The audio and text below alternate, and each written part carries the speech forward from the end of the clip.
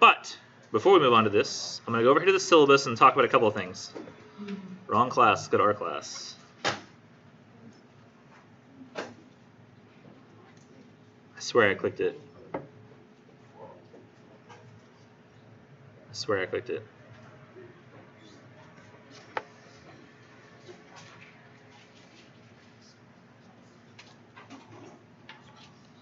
If I need it. 1301. Big enough to see.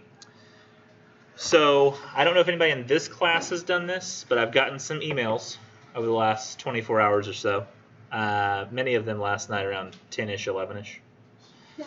But some people saying, Mr. Nichols, I was under the impression that we always have quizzes that are due before we have class, and I don't see any quizzes, and I'm not sure what's going on. Also, I want to do the info sheet, but that's not there either. That is true. However, every time we have something due in this class, like say over a weekend, like if I scroll down below and you see like quiz due over syllabus on Blackboard, it's always going to be due not on Monday, but Sunday. I know we're a Tuesday, Thursday class, but everything's due Sunday. So before the end of the weekend, not before Monday, or like before your class day. So it's always going to be due Sunday. Even next weekend's is due Sunday. But, oh, it's same with the info sheets. Like I had said, like it was going to be open until Sunday, and that's true. But I understand that this first weekend usually throws people for kind of a loop. You're new to college, it's new stuff. Assignments are popping up, sometimes a lot of them. And there's Labor Day, so you're thinking Labor Day, I was hoping to, when I don't have to work, do other kinds of work on Labor Day, but then Nichols took away the work. So for this one time, I won't do this again, but on this one, I will be reopening the syllabus quiz, and I'll be reopening the info sheet, and they'll stay open, or no, I'm sorry, I'll be reopening them on Wednesday afternoon. The reasons Wednesday afternoon is because I want to have a chance to tell every class this first, and then once everybody's heard about it, then I'll open them. And then they'll remain open through this Sunday evening. Now that means that the second quiz, it's over the couple of lessons that we're doing, invention, narration, arrangement, drafting, revising, editing, and proofreading. That quiz will be due this coming Sunday. And that means if you miss the first quiz, you'll now have two quizzes to do. You'll quiz over syllabus and this other one. You'll still have the info sheet. Real quick again, quizzes, they pop up here under quizzes. And you'll only ever see what's available to do currently at that time. Notice I have a whole bunch of quizzes in a list, but you don't see that. If you're... Sorry, I got to go away from my frozen YouTube video here. We're not doing that. Gotta wait till you get to literature class before we watch Frozen. It just came up. There was no lesson. 1301. If I go here and look at this is Magnus Baraka, you'll see what you'll usually see anywhere between Monday and Thursday at 12:30 is there's no quizzes. Those will only be available from Thursday at 12:30 till Sunday night at 11:59 p.m. It's probably worth checking every week just to be sure. However, when I assign assignments, because you can revise them, the assignments will always stay up, at least the essays. So the narrative essay is there. It's going to stay there all the way to the end of the semester, and every new essay that pops up will actually push the other ones down. So the very next essay I assign essay 2. Essay 2 will go to the top of the list. Essay 1 will go down. When I reopen the info sheet assignment, it's going to be below the essay 1 assignment. I want to mention one more time, so there was a little confusion about this. I kept getting a lot of emails with lots and lots of screenshots. You go to the Google form, you fill it out. My suggestion, you hit print, even if you don't have a printer. Change the printer to save as PDF. Save the PDF just in case. Then you try to submit. I've had a number of people telling me it won't submit. Like I try to submit, it just turns and turns, and it goes away. I had one student tell me that they went to multiple computers on multiple internet connections in multiple locations and no form ever popped up. I'm suspicious of that person. That sounds like somebody who forgot and is trying to tell somebody who knows about technology something that doesn't seem technologically not possible but likely. I saw some technical, I thought an impossibility pop up earlier where somebody in the 1302 class did discussion posts. Every time you do 3, it unlocks it for me to grade. I said, you must not have done 3. He said, I did 3. I said, well, go check. If you're confident, I checked. He did 3. So technology can goof. I'm aware of this.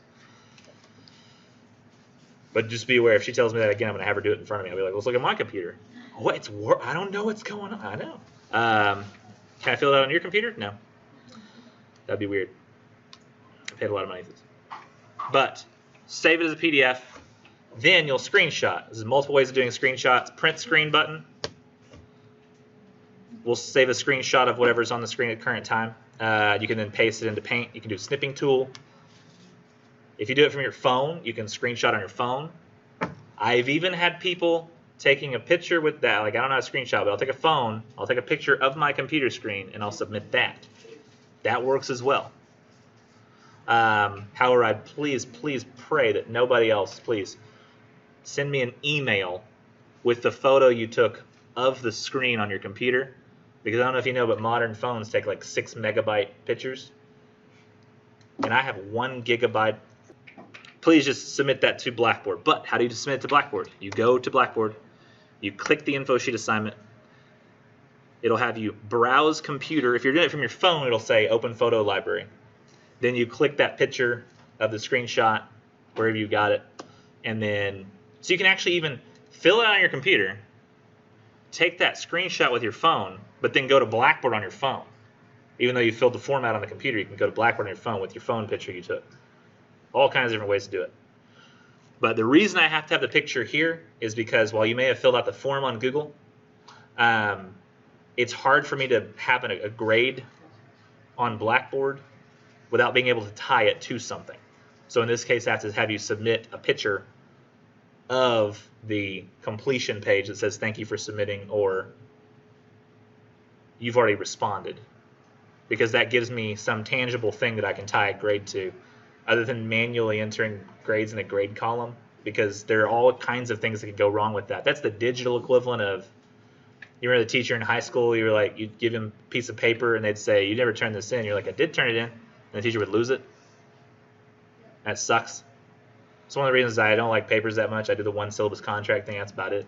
Because, and I do this way because me manually entering grades instead of having just typing a grade in when an assignment pops up is so much worse. So it's much better to do it this way. Have any questions about that? You can ask me after class. Any questions about assignment things I've talked about so far?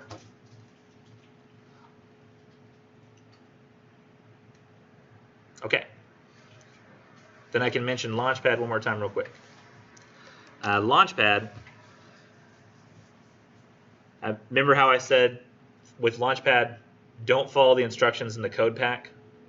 Instead, go to Launchpad on the link on here.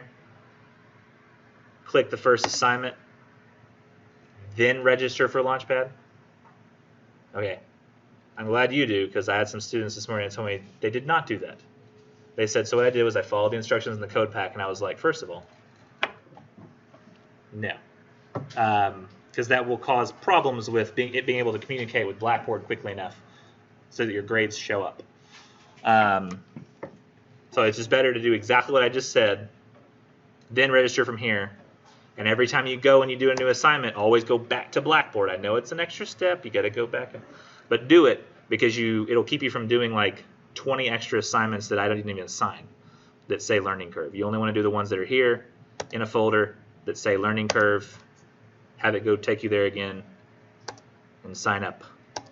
That's the best way. Also, well, hold on. You will get a bad grade on this, probably. You might not. But I had some students tell me, yeah, I got like a 40 on that thing. Is that going to affect me? And I was like, as long as you do all the labs, you get 100. So all the lab assignments I've assigned, you'll get 100 on them as a total. So the 40 you got here and the 45 you got on the last one won't end up negatively affecting you at all as long as you complete them. Just complete them. Your grades don't pop up in Blackboard immediately. It takes a day or two. Because it's like every 24 hours, like the Launchpad refreshes grades over to Blackboard, just so you know. Any questions about that? I had another question pop up in an email just a while ago. The essay, it's not due until week 3, day 1. That's not today, but next Tuesday. If you've already submitted it, but you rushed it because you thought it was already due, no worries.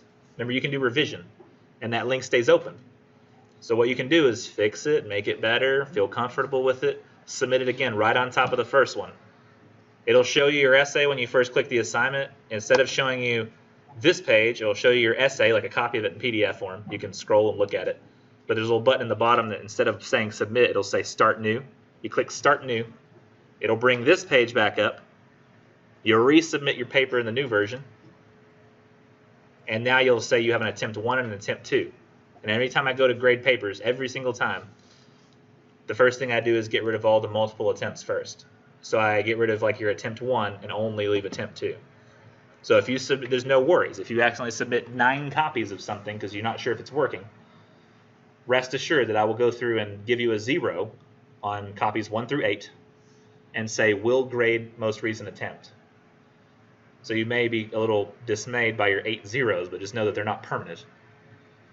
And I'll have it in the feedback field. It'll say, no worries, I'm just going to grade the most recent attempt. This is not a real 0. Do not freak out. And then after you freak out, you can ask me the next week, is this real? And I'll say, don't worry, I'm just in the process of grading. I think that's about all the things I know to say up front.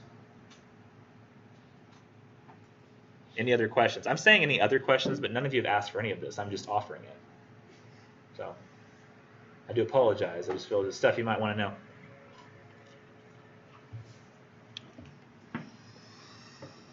Well, let's do this. Let's get to it. Let's do the rest of the invention lesson.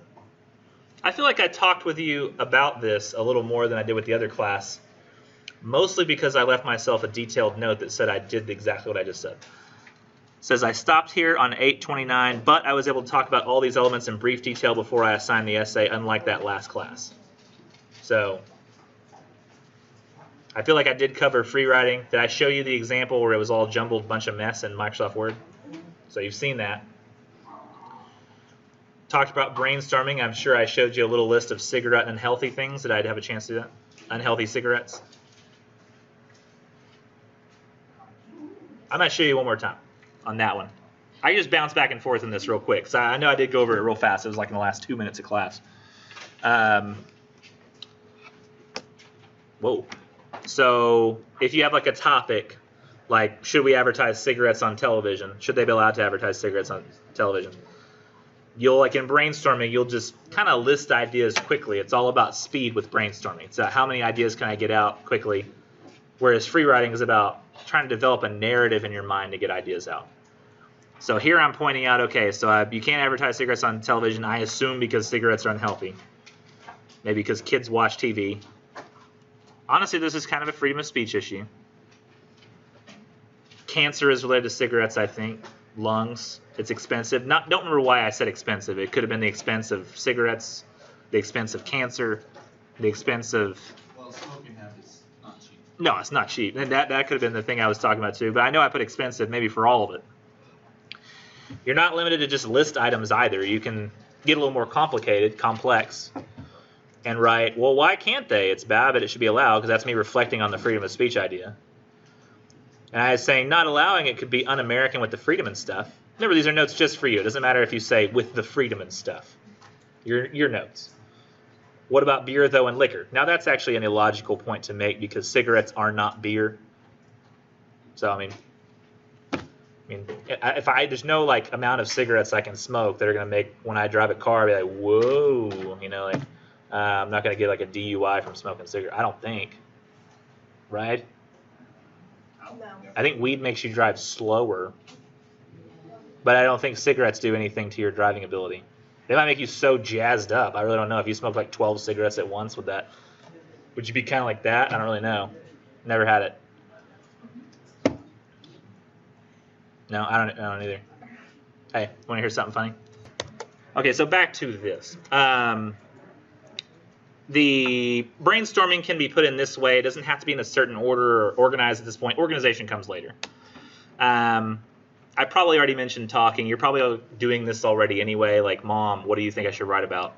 And she'll tell you something that you don't want to write about. But you ever notice how people around you, the people who live with, be aware of this.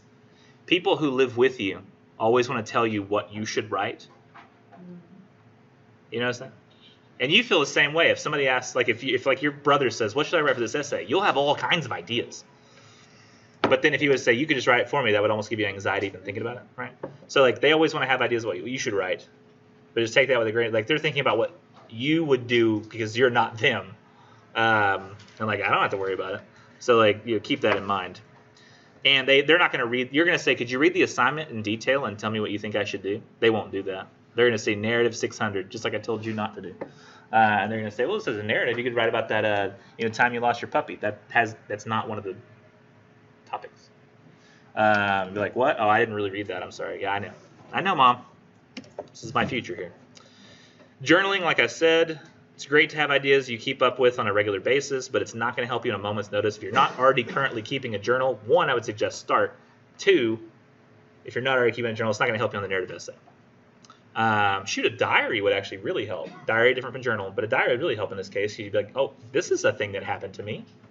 You'd have like it right there. Or go through, like, I don't know, do y'all ever post like sad things to Instagram? Go to like a time when like you post a picture of yourself crying. You're like, what was I crying about? Oh yeah. Maybe that would work. You never know. Reading is one of those things that I think could help. Like if you're just like, what do I do? Like, how do I do this assignment? Let me go read and see if I can find some stuff that might give me ideas. That can help at a moment's notice. It helps more if you read all the time and keep notes on it. Did I already mention that on my phone I see articles and I email them to myself and then I look them up? That'll actually come up later, I think.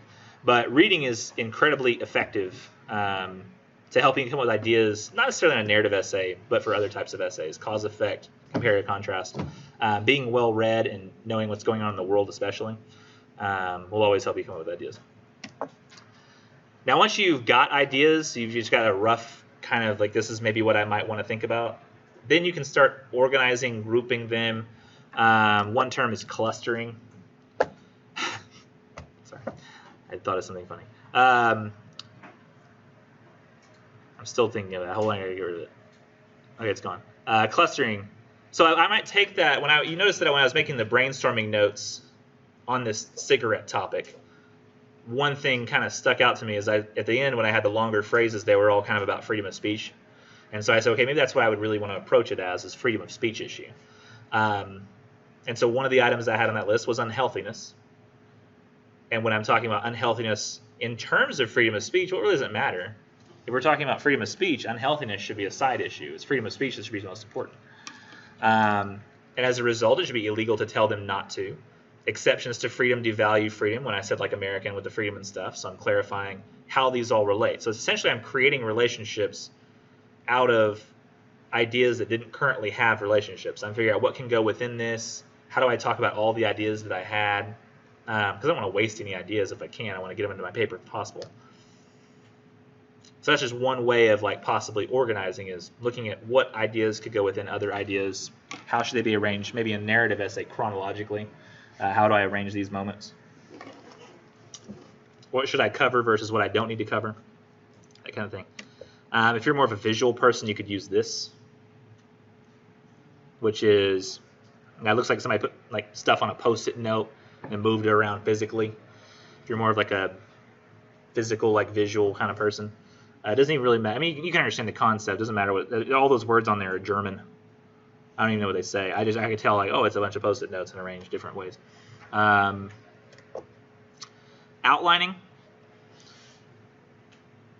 Did y'all in high school, they still write like 5-paragraph essays? Like intro, 1, 2, 3, conclusion. Yeah, don't do that. Do not do that. Those are stupid. Every single essay will have its own format that's necessary to that particular essay. Really any writing assignment. I mean, how many books have you opened up and you're like, Harry Potter and the Sorcerer's Stone, here we go. intro, 1, 2, 3, conclusion. It's just not, most writing doesn't follow that format. I think it's unfair to tell students that this is how writing works, and intro, 1, 2, 3, conclusion. Will most of your, I'm sorry, this is weird. I feel like I have a film on my lips. Oh, so do I have a napkin?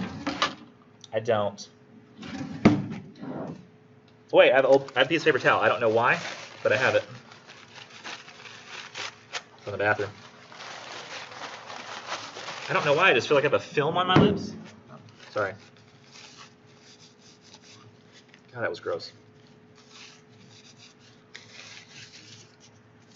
Have you seen those movies where like somebody like to poison somebody puts like a film on their lips with poison on the outside and they peel it off? And you're like, what? No, apparently not. You are all looking like I'm crazy. It happens, but here you go. Okay, one guy's seen the movie, right? And I know it happened in Game of Thrones. No, not Game of Thrones. It was a different show. James Bond? There's some shows that overuse it. And some shows they don't even need it. I'm like, why is this on Full House? Yes. So what kind of format should we use for the narrative essay that you just assigned? So see here, the narrative essay, every single topic will follow the same format. But you'll notice that intro, 1, 2, 3, conclusion really doesn't work. So an intro, 1, 2, 3 conclusion paper would say what? I mean, you would say like, so if somebody said like, what are the best things about college? That's one thing you could maybe write a 1, 2, 3 conclusion paper about. You'd say, college is great because first of all, you learn stuff. Second of all, you get a degree to get a job. Third of all, you're setting yourself up for your future. And then you have one paragraph about your, learning, one paragraph about degree, and one paragraph about the future, and then it's conclusion. And we learned about the degree and the future and the family and stuff, or learning and stuff. So it all it wraps up nicely like a bow, like with a bow, like a present. But I try to have my topics designed to where they're going to kind of require you to, what was that word? Yeah, think. I want people to think, and that's just more like a cookie cutter like essay thing. So if we take a look at no, not Elsa battles the guards. Where is it? This one? Yes. If we look at this particular topic, okay, so it says write a narrative account of one of these first experiences and show how you changed significantly from before the experience to afterward. So this says your first experience with this or that or some other thing. So you're always going to be trying to first narrate your first time experience with something, then show how you changed. A narrative may go on for a number of different paragraphs, but it's not going to be, first, I got to the football game. Then I was at the football game. Then after the football game. It's not going to be like so simple where it's like before, during, and after. It's going to be like what is necessary to convey the message you need to convey. And also it's got like show how you changed afterwards. So that's like going to be a whole new paragraph, right? But probably what you'll end up doing in this paper is introducing the importance of experiences, right? Something like, many times in life we experience things that could change us forever. Don't write down what I said. Not word for word, at least. Probably just write down and introduce the experience, not my quote. Especially like, I bet even after saying this, like I probably was beforehand going to have at least 15 papers that use the phrase, 10, that said in today's society. But after me mentioning that I don't want to see that, I'll probably have only 5. They'd be like, oh, he doesn't want to hear that. Got it. In today's society, don't write that. The other person not writing notes is like, I'll remember. And the paper starts out in today's society. First time experiences are important. But introduce the experience, then just narratively move from one moment to the next in the experience. So like first this happened, then another thing happened, then this other thing happened, then it was over. But then after that, you're going to have to move to a new section of the paper in a sense and have a paragraph that may or may not appear in the conclusion spot where you're saying how you changed in the experience and then showing evidence of that change. It'll probably happen in the same paragraph. As a result of this being a narrative paper, there may be no need for an extra conclusion. You may include one or not. You may have it be the showing how you change paragraph, which is weird because usually in conclusions you don't add new information. But in this particular paper, the very last paragraph may have nothing but new information, and you may not find the need for a conclusion. So most of our papers we have this semester are going to have an introduction and a conclusion. This one is a little fuzzy on the conclusion because in a narrative there's not necessarily the need for a conclusion. There's just sort of a last moment where you reflect. So that conclusions generally don't contain new information. This one might. And if I show you down below the sample paper, please don't tell me this guy has 5 paragraphs. 1, 2, 3, 4, 5, 6, 7. Okay, good. I'd say all this and then it's 5 paragraphs. So first he talks about it's important to keep promises, and I hadn't been to a football game in a long time. Friday night football game. I have a girlfriend. She's very important to me. She's on the drill team. She says, you should come watch. So he starts the experience here. So first he's talking about hadn't been to a football game in a long time, setting up the experience. Doesn't really narrate any of it yet. Talks about keeping promises. Then he starts and says, she's on the drill team. Says you should come watch me at a game. So that is actually ironically before a football game. But then he's given like how important she is to him. So he's adding this extra layer of information that's kind of aside for a moment to talk about why he cares about doing this for her. So it actually doesn't narrate any more of the experience. It stops, puts it on pause for a second to talk about one of the characters. Then he goes to the game, says, I don't even know where this football field is. But he gets there. And he actually has bad eyesight. It's one of the reasons I use this sample paper because not many students I have are legally blind. Maybe legally blonde. I'm sorry. I tried to not say. I tried literally to not say the phrase, and it still came out. Like I can't. Sometimes you can't help it. I didn't figure a whole lot of students are legally blind, so I figured I wasn't taking a lot of people's topics away from them. You know, for most of us going to a Friday night football game would just be like, oh, again. Thought this was over with. Have any of y'all hit that moment yet where you're out of high school and you're like, man, I can't wait to get out of high school, and then you're out of high school for like a week or two and you're like, crap, I wish I could go back. No. Like all my friends are gone. Life has seemingly no direction. I'm supposed to suddenly take care of myself, but I don't really know what I want to do with my life.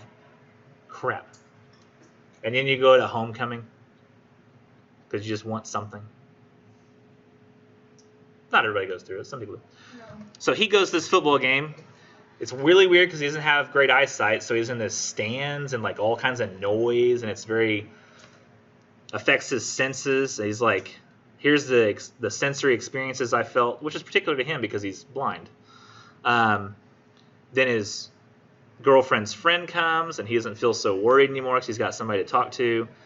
Then he joins up with Sarah after like third quarter or something. It was fun. He could actually have fun with her. So he goes from an experience of worried to fun. So I'm actually saying he knew where he was going with this from the beginning. He knew how he changed. He went from being scared of the experience, but knowing he had a promise to keep, to keeping the promise and actually enjoying the experience. And if he went from being scared of an experience to enjoying it, then probably his change in the experience is going to be now he's not so afraid of experiences. And in that very last paragraph, it's not really a conclusion because he's adding new information. He's saying, I keep my promises, so he wraps that back together from the beginning. And he says, I've tried new experiences now. I feel more comfortable going outside my comfort zone. I've now gone to 6 Flags and a roller skating rink, but not a tractor pull in NASCAR. I imagine that'd be kind of hard if he has sensitive hearing. He mentions that. So you notice it's not really the true intro, 3 points, conclusion, paper, and that wouldn't really work here. Like you could try to force it, but it wouldn't work. So every single paper will have its own needs, and if you look at the topic and what it's asking you to do, you have only a certain number of different approaches that I think would work. On the cause-effect paper, depending on which topic you choose, your approach should be completely different. One will ask you for a cause, like what's the cause, then give some solutions to the problem. One will say, only talk about possible effects, not even real ones. One will say, what are the causes of the popularity of something. So you'll only talk about causes, never the effects. Some people get carried away. They're like, well, if it's cause and effect paper, I've got to not just say what the causes of people getting lots of cosmetic surgery is. I need to say what the effects are. Like, no, it doesn't ask for that. Don't do it. So you only structure the paper depending on the particular needs of that paper at that time. So intro, 1, 2, 3, conclusion, not so much. If I give you an assignment that very much seems like that's the only way you can write it, sure, but I'm not going to do that. Questions about that? Still very confusing? Everything your English teacher told you was wrong? That kind of thing? It was reductive. You know why they did that? You want to know why they really did that? You want to know why your teacher did that? Huh? For themselves, really. It made life easier. I think eventually they convinced themselves that that was actually the right way to write essays. But honestly, it's very easy to grade. You don't even really have to read it. You just look at it real quick. Are there 5 paragraphs? Does it sound like an introduction? There are 3 points here. And conclusion? Done in 3 minutes. Huh? Is there a thesis there? Yeah. I mean, it's super easy to grade. And it's cookie cutter. It's rules based. A lot of teachers are rules based. Grammar, spelling. You know. Sorry to wreck your world. I think that outlining is very important, even though this is an intro, 1, 2, 3 conclusion outline. I think that coming up with some rough outline of a paper and where you're going with it like this could work. So this is almost like our paper that we're writing, where it's a first experience with something, then showing how you change from it. Where this guy's talking about an experience he had with cheating. Not a relationship, but a test. So he was taking a test. He thought, man, this is hard. He looked around and saw that Jeff was just straight up cheating. He had like a crib sheet. That's a 1980s word for a cheat sheet. I don't know why it's called crib sheet. It's weird. After the test, he got really angry. He's like, I'm going to tell somebody. And he's like, no, I don't want to be a rat. I ain't no snitch. But then he reflects on it later. So it's kind of what you're going to be doing. You have that first experience with something, then later you reflect on it, like this is how I've changed from it. Instead, he understood the implications of cheating and the goals of education, so he wasn't so worried about it. Interestingly, though, to me, he never mentions Jeff again. You'd think that if Jeff's life didn't turn out well, he would have mentioned it, right? Jeff cheated.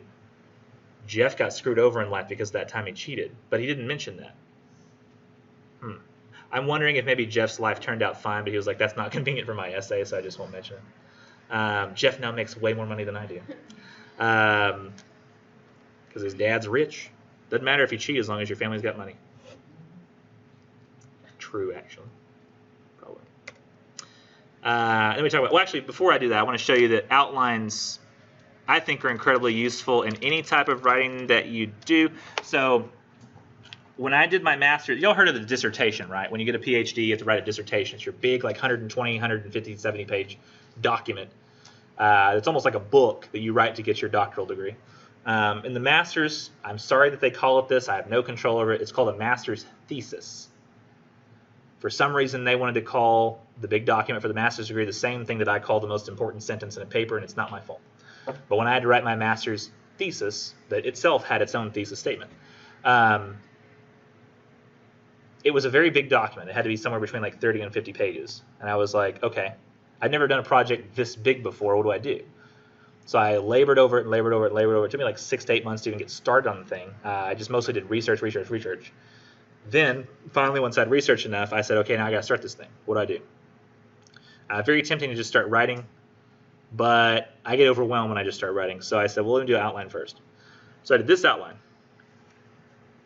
There's a brief outline where I give a brief abstract of the paper, then talk about the history and the qualities of this guy's writing, then define specifically realism within his writing, then how he, with his characters, meets the qualities of negative capability as laid out by John Keats, particularly with different works of literature that he has. Then go to my conclusions. Ironically, it has 5 different sections. Not 5 paragraphs, but 5 sections. That this guy who wasn't normally considered to be high art should be. This I worked on for 5 days, this outline. It's 2 pages. the paper was a bit longer. It was this long. That's 36 pages, laid out in tile form. Outline took me 5 days. This took me 2. I wrote the 35. These 2 pages are like reference pages, works cited. So the other 34 are like written word for word, like word by word, you know. But I did that in 2 days. The outline took me 5. But because I knew where I was going, the writing itself wasn't that hard. That's one of the reasons I think that the planning stages, the pre-writing, coming with a really good outline, knowing where you're going, it's going to really serve you well. It's worth the extra time that it takes.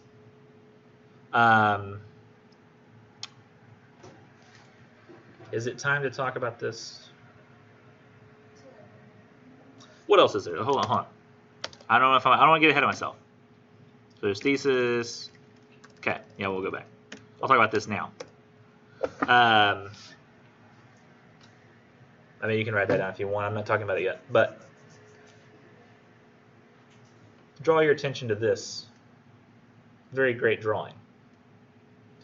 Did you ever have in high school, like, motivational speakers came to the school and you had to go to an assembly? Yeah. We had a bunch of those too. And he usually sucked. And this guy actually, weirdly enough, he did suck. But he gave me a lesson I've always had forever, even though he jumped around the stage like a crazy person and talked like a surfer dude. So it's hard to take him seriously. But I remember going, oh, okay. He had the actual physical prop on stage too, which that always makes somebody seem lamer. I don't know why. It's just he's got a physical jar on stage, like a glass jar, and I'm like, I almost wish he just talked about it. But here I am drawing a picture. Maybe I should buy a jar. First thing the guy does is throws these big stones in there, in this jar. And he says, hey guys, is this jar full? And we're like, yeah. And he's like, you sure? And he goes and gets like a jar of pebbles out from behind, I don't know where, it was like a podium or something. And he pours the pebbles in there and shakes it. And now they go to fill it up. And he's like, is this jar full? And by this point we figured it out. We're like, probably not. And he pulls out some sand, and he puts that in there, and he shakes it, and then sand's in there. Is it full? Or like, he's got a glass of water, doesn't he? And he pulls the water out, and he pours it in. And he goes, now it's full. And somebody goes, no, it's not. And he's like, shut up. He's like, yeah, it's that. The water's the end. But he says, this is like priorities, man. We're like, explain. He's like, the stuff in your life that's important, you got to do first. Like the school and like food, having a place to sleep. You got to take care of those things first. Then you fill it up with like the fun stuff. I guess these days you'd say, knowing that you want to spend time on your phone, don't do your phone first. The phone's the water. Do like eating, which I still have to explain to my daughter. I'm like, you should eat. And she's like, yes, but I'm doing something. I'm like, but eating's important. It's hard to get her to like do stuff. But the same thing works for like priorities, like when you're approaching things in life. I think in writing, the pre-writing stages, to me, knowing where you're going, the ideas, that to me is like the big rocks. Because what ends up happening is a lot of students, they are like, I know I have to write this essay, and to them, like the most important thing is the word count. I got to get that word count, man. That's 600 words. This is a lot of words. And so you just start pouring that water into the jar. And then afterwards, you're like, okay, now it's in there. Meanwhile, all I'm grading on really are the rocks. I'm like, is this a first experience? Do they say how they change? Do they show how they change? Does it meet the topic? And you're like, what does that matter? I met the word count. And I'm like, but that's the only stuff I care about is the priorities. And also like, you can approach like, the planning stages first. You get these priorities in if you think about them beforehand. You gotta worry about those. And this guy, I don't know if he outlined his paper when he wrote it, but I have an aching suspicion, considering that the first paragraph contains promises that you keep, and then later in the last paragraph of the paper, the promises are brought back up. He, in some fashion, planned at some point that would happen. There's no way he wrote the paper and at the end went, oh, well, that was lucky. There's no way. Like he had a plan at some point to do this. So I think that the planning is just like the rock. You plan well, you really don't have to work that hard. Planning negates work. I'm really lazy. Like, I'm going to be honest with you. I'm a really lazy person. No, that's not true. I'm a hard worker, but I don't like to work any harder than I have to. Like, I'm a procrastinator. What was it? I read something one time that said that if you have people at your job who are workers and you have like a lazy person and you have a project that needs to be done quickly because there's like a deadline coming, give it to the lazy person because they're used to doing things last minute anyway. You can't give it to the hard worker who wants to spend like a month and a half on it when it's something that's due next week. You just get, they'll get it done. I don't know. I wouldn't call myself lazy. I work really hard. I guess I don't like to work harder than I have to. That's what it is. And because of that, I always plan first, write later. And that's how I think everybody should do it, because you have to work less hard. I can't emphasize this enough. I'm trying to continue emphasizing it so you will plan. Because I can read it in the paper. It's just so obvious when people didn't plan. It's very obvious. So a thesis. A thesis is sort of like an indicator that you did plan in a way.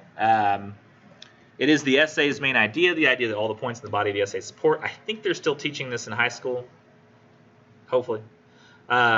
It's possible to imply a thesis, but you usually will state it explicitly, at least in my class. So in addition to conveying the essay's main idea, that thesis statement also may indicate the writer's approach to the subject and the writer's purpose, even the pattern of development that will structure the essay. That's going to be true for all of our papers. Our thesis should be able to do those things. So if I was talking about that cheating idea earlier, that fake cheating paper, like cheating keeps students from rising toward expectations and limits what they can achieve from grade school all the way to college. So I then expect that the essay is going to be telling me or showing me those things as I read it. Because of the narrative nature of that particular essay, though, I may not know what the full lesson is until the very end. Because there's something about telling stories. When we tell stories, you don't want to like give away the ending.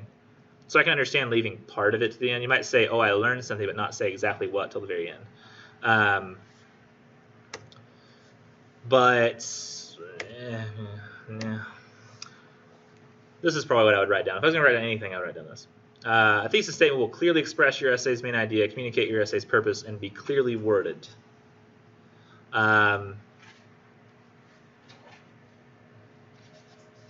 So clearly express essay's main idea, communicate the purpose, be clearly worded. Going back to the other point on the other slide where it says it could indicate the structure of the essay as well, that also is rolled into communicating the essay's purpose.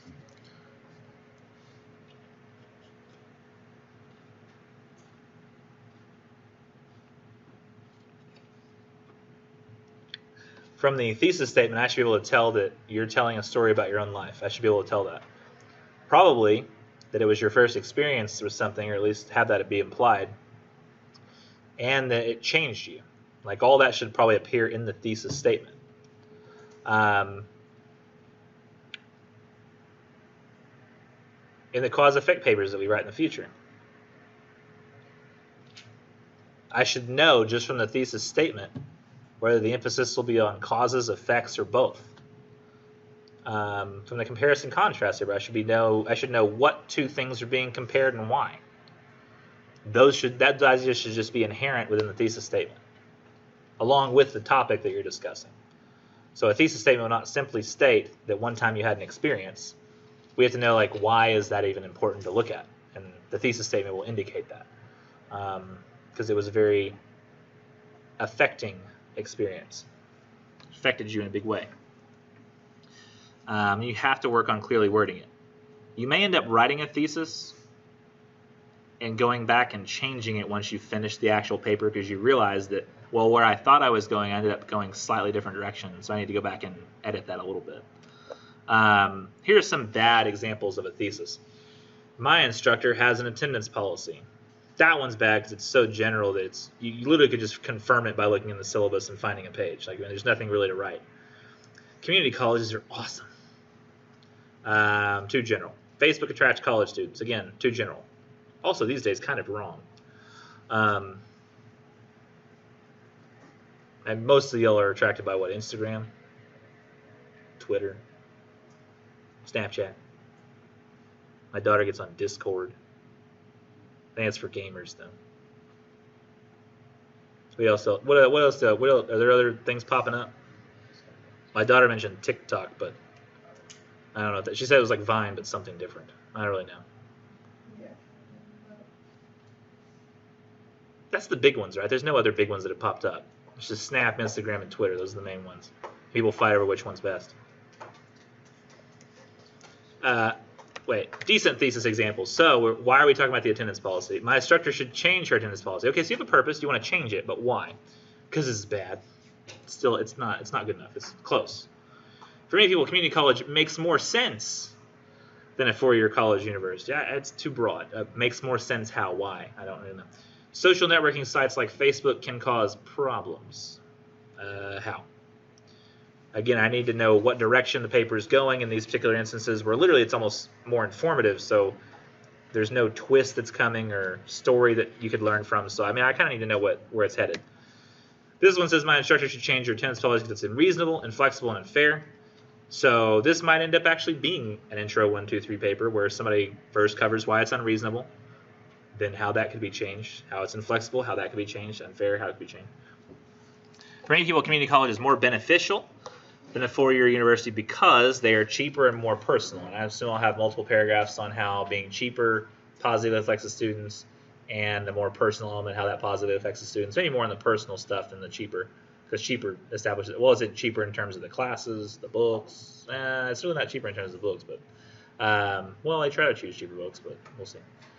And then social networking sites such as Facebook can cause problems because they relay news inaccurately to a large segment of the populace who use it as their primary news source. As far as I know, most people use social media and social networking as their primary news source. Like, it links them to outside news sources. But still, if you think about it, they find them all on the social media or social networking website. Even if you use something like say Reddit, where it's not like a social network, you don't really have friends on there, and it's just articles you're being linked to. There is a certain set of people who are controlling what articles are being liked. So it still, in some way, is an inaccurate representation of actual news. But then people don't really know, like, how do I go out and find my own news in a way where I'm seeing only the most accurate stuff? It's just hard. Like, there's no money making in showing people news accurately because that's boring. What they try to do is give you flashy titles. And I know I'm supposed to be just talking about like what makes a good thesis example here, but I feel like this is important to talk about so that I can start affecting your information gathering habits immediately. Earlier I was talking about how reading is something that can help over time, journaling as well. I have, for a long time, emailed myself articles that I find. And does anybody have the Apple News app that pops up news articles on their home screen? I get that quite a bit. That's probably where I find most of my legitimate news sources is on there, like actual written papers. But I decided to send this to myself because of a particular news story that came up and the different way that each of the newspapers approaches it. So these are legitimate newspapers. So this is actually this is good compared to the other stuff you might see on social media. So Wall Street Journal published an article that said Trump administration unveils plan to hold migrant children in long-term detention with parents. Okay, so we already know that they're in the detention, but they unveiled a plan to hold the children in long-term detention, I think just like their parents are in, but with the parents so that they're no longer separated. So that sounds slightly more positive than what we've been hearing about, right? How they're separated. That kind of sounds like the way the title is trying to spin it. When I go to the next article, Washington Post, I believe it's to a more liberal audience. The people who read it are they lean liberal. Wall Street Journal leans conservative. But Washington Post did, Trump administration moves to terminate court agreement, uses the word terminate, court agreement, like almost like the implication is breaking the rule of law in a sense, and hold migrant children and parents longer, with no mention of combining the parents and children. So it's leaving that element out that the Wall Street Journal mentioned. So Wall Street Journal's marketing it almost like it's a good thing they're doing for the children and parents, whereas this one's arguing that people are just being held longer. So it's leaving out that other element because it appeals more to their base.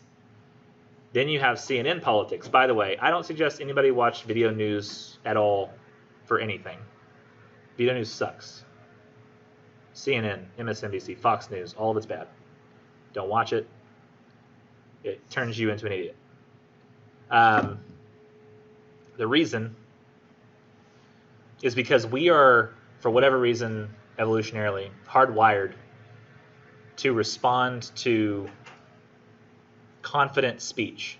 Writing is a recent invention. We've only had it since about, what is it, 500s BC, 15, like the Phoenician alphabet. I can't remember when they came out with that, but writing has only existed since, no, it's like 3000 BC, because they have clay tablets that were burned and preserved, and they're mostly receipts for things like, Seth buy cow. That was mostly what they used it for in the beginning, cuneiform. But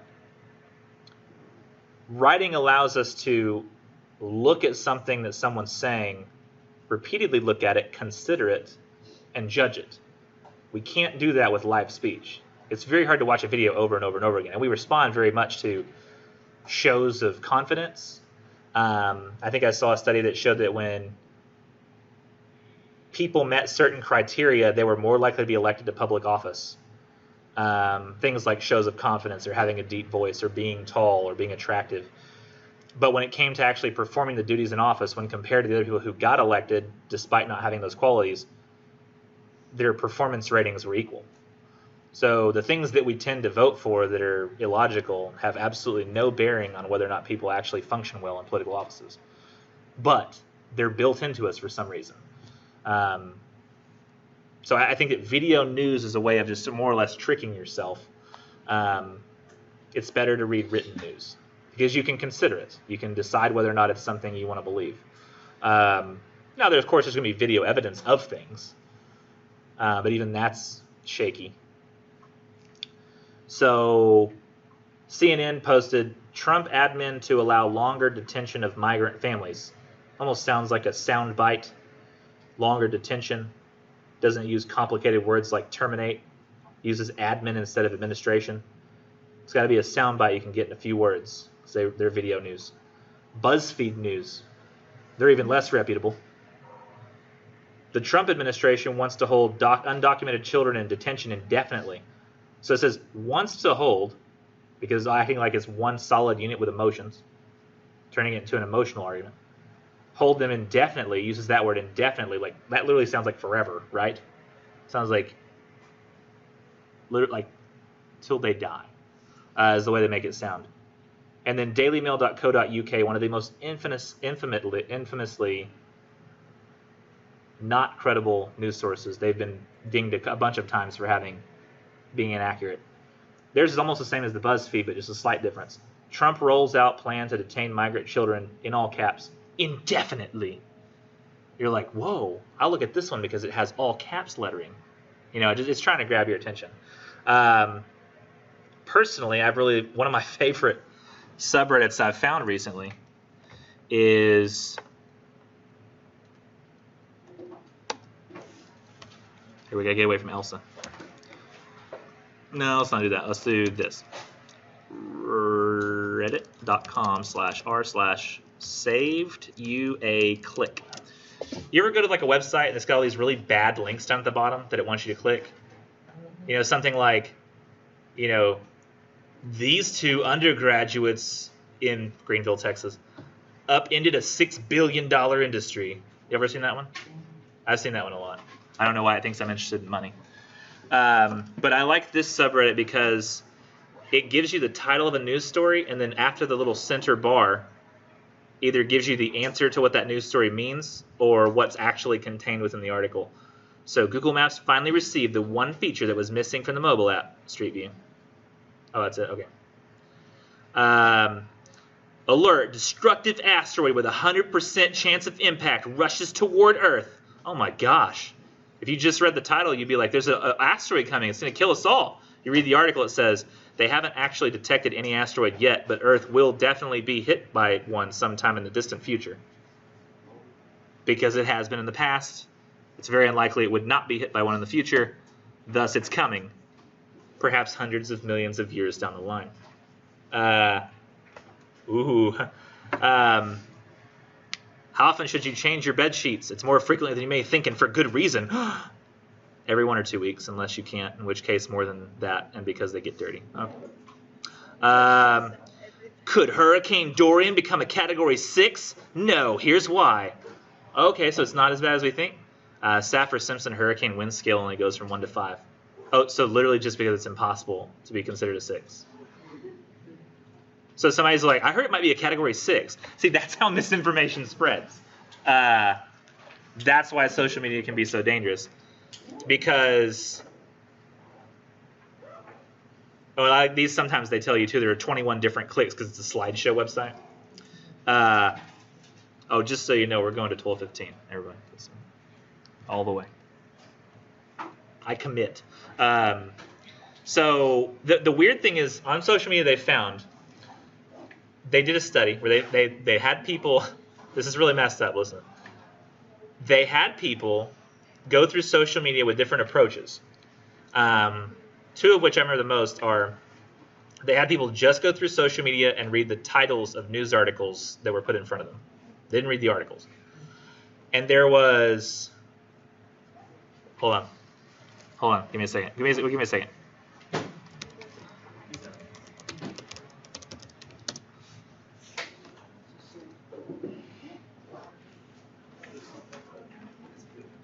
Where is it? I know I saw it recently. Come on. No.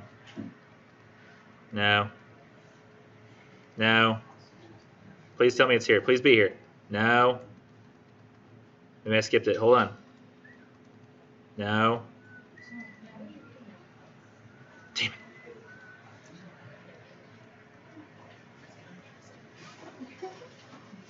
Can't find it. Damn it, I can't find it. Literally, it's so funny. Somebody said, somebody cross-posted this from somewhere else, where it says,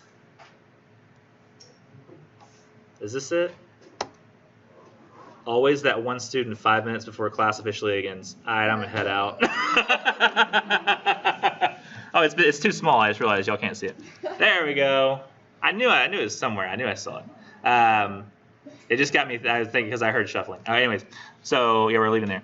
But they found that people who went through the titles of articles on social media and just read titles, did not read the articles, versus people who saw the title, then read the entire article, and they asked both sets of people afterwards the level of confidence they felt toward the news stories they read about. They asked about each particular one. The people who had only read titles felt more confident about their knowledge of each issue than the people who read the title and the article. Maybe it goes back to a quote from Socrates where he says, the wiser I get, the more I realize I don't know. So like you read a title of an article, you feel real confident because you're like, I see it. We might have a Category 6. Whereas the person who reads the article goes, I don't think. Like they read the article and they get the detail and they start to understand that it's a far more complicated issue than they'd ever thought. Because when you just read the title, but that's the dangers we have to deal with today. Is that misinformation spreads like wildfire. And while we've figured out a way to use technology to augment our ability to find news so we can find it faster, we have not figured out how to augment our critical thinking so that something can tell us whether or not that news is good or not in the same instantaneous way that it can tell us that it's there. There's nothing to keep us from realizing that the person we're reading is an idiot, which is unfortunate. Importance of thesis, they're very important. What time? At 12:12? Oh, good. 3 minutes is exactly how much I need. Because I'm briefly going to go through this narrative essay PowerPoint. There's not a whole lot we actually need from this. Thesis is orderly logical sequence is how you relay the information. Generally involves some form of reflection. Include detail that's relevant to your topic. So a lot of people want to include details that aren't relevant. The example I try to use is let's say you write a paper about how your grandma died, right? Your dad, I was eating breakfast and my dad came in and he told us, what happened, and my mom, she sunk and I kind of was in disbelief and then I started crying.